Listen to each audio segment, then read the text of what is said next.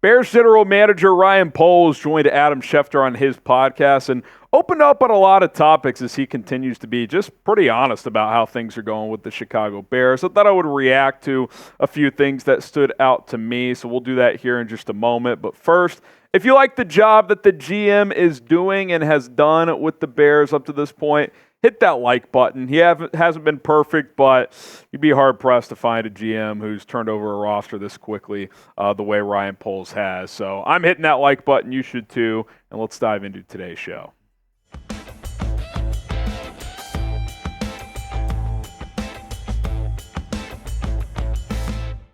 I'm Harrison Graham. Things got kicked off, or this isn't necessarily a chronological order from the podcast, but 5 different topics I wanted to discuss.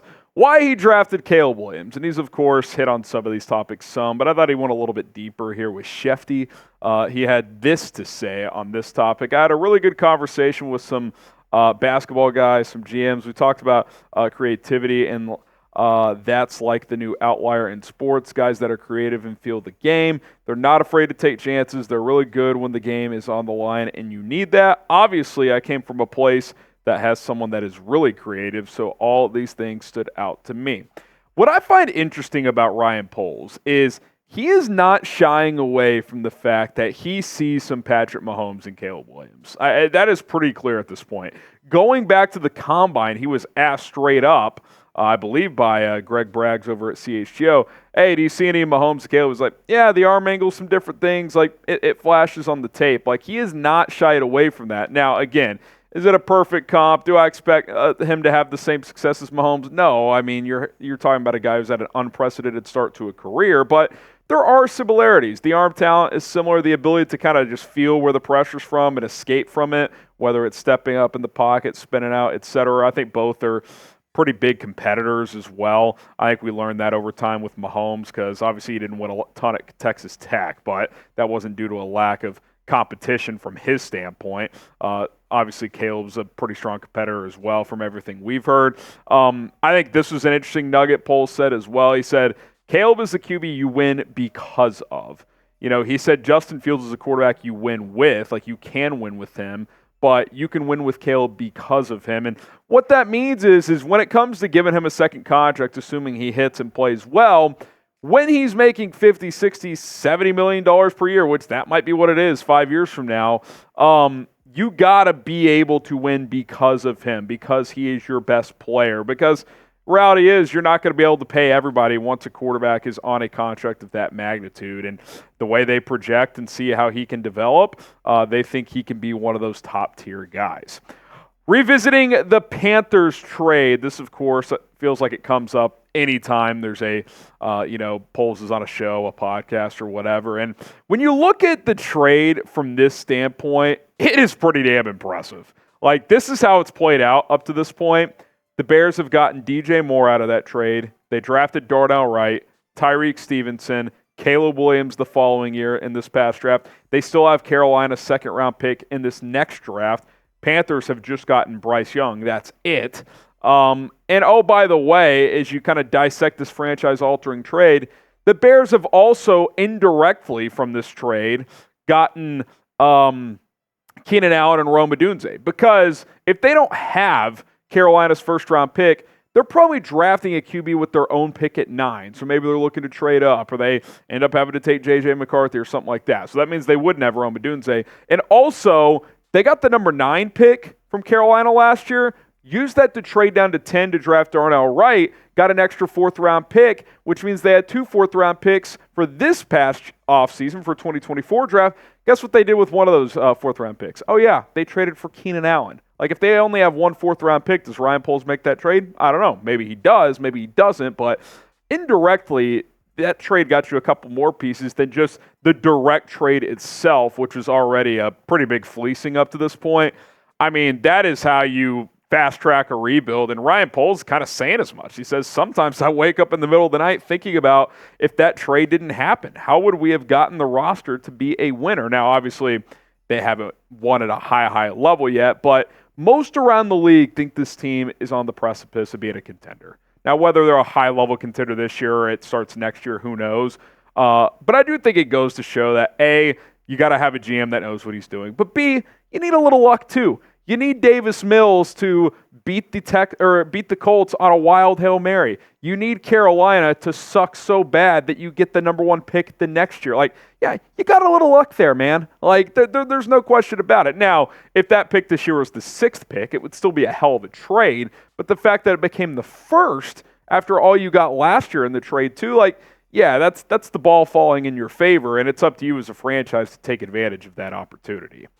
All right, back to Caleb. Where is he at currently? He was asked about that. We've been covering OTAs, minicamp, all that stuff. Matt Eberflus has talked about the progress he's been making. Certainly seems like that has taken place. Poles said this, quote, he's grinding every day to be a high-functioning quarterback in his rookie season. That report from Jeremy Fowler was out there as well, that Caleb and the Bears are working overtime to, get him up to speed, master the playbook, all that stuff. And I think what it really kind of tells me, and I think we've known this, the Bears and Caleb Williams are not messing around. Like, I don't think they're sitting there in that building saying we're winning the Super Bowl this year, but they expect to win right away. And they should. They were 7-10 last year, and they easily should have won 9 or 10 games.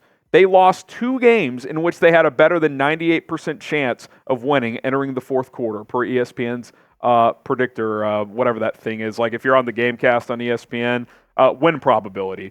Greater than 98% chance, loss. Greater than 91% chance against the Browns entering the fourth, lost that game. I saw a stat, losing all 3 of those was like a 0.003% chance of happening. Like, you're talking about all-time losses. And that was last year.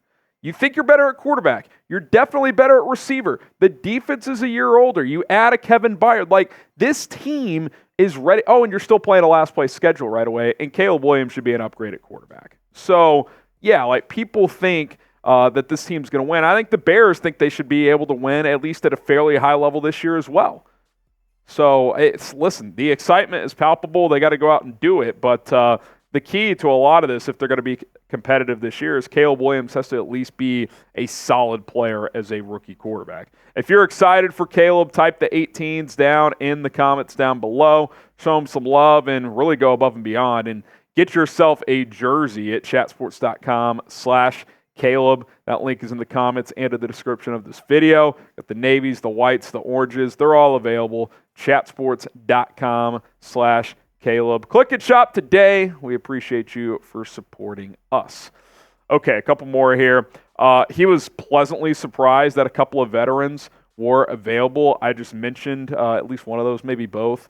But Ben Devine kind of aggregated this quote here on Twitter. He said that Poles mentions that he was surprised 2 players became available, Kevin Byard and Keenan Allen. He quickly moved to add both of them. And Byard, of course, was a cap casualty in Philadelphia after they traded for him at the deadline last year. Then Keenan Allen, the Chargers wanted him to take a pay cut. He said no, so they made him available, traded for him also. I think both are going to help this team tremendously in 2024. Now, beyond this year, who knows?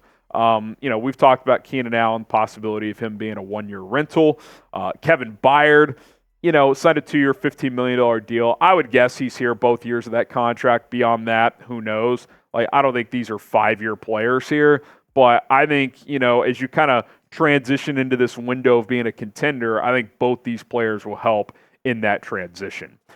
And then we've kind of heard this before, but Poles kind of doubling down here. He's leaned on Matt Ryan for some key advice since taking over as the GM, and this is an old photo Schefter shared where Poles is blocking for Ryan. Nice little hold on the defensive tackle. Hopefully no flag came out there for old Ryan Poles. But, he's talked before about how Matt Ryan is kind of like a level-headed resource that he can reach out to. And, it's made me think, I could see this guy working at a front office and maybe the Bears at some point. I think that'd be pretty cool, especially if he loses his good pal Ian Cunningham pretty soon, which most people expect him to be a GM very, very soon. So if he loses his right-hand man, I could see him bringing in Matt Ryan. Now, Matt Ryan's doing TV for CBS, which is a way more laid-back, better-paying job than being a front office executive. So I don't know if he wants to delve into this, but if he does, pretty smart guy, had a nice career in the NFL, obviously, decent chance at making the Hall of Fame. And he and Ryan Poles have a great relationship, so it'd be interesting to see if he ever, ends up working in this front office.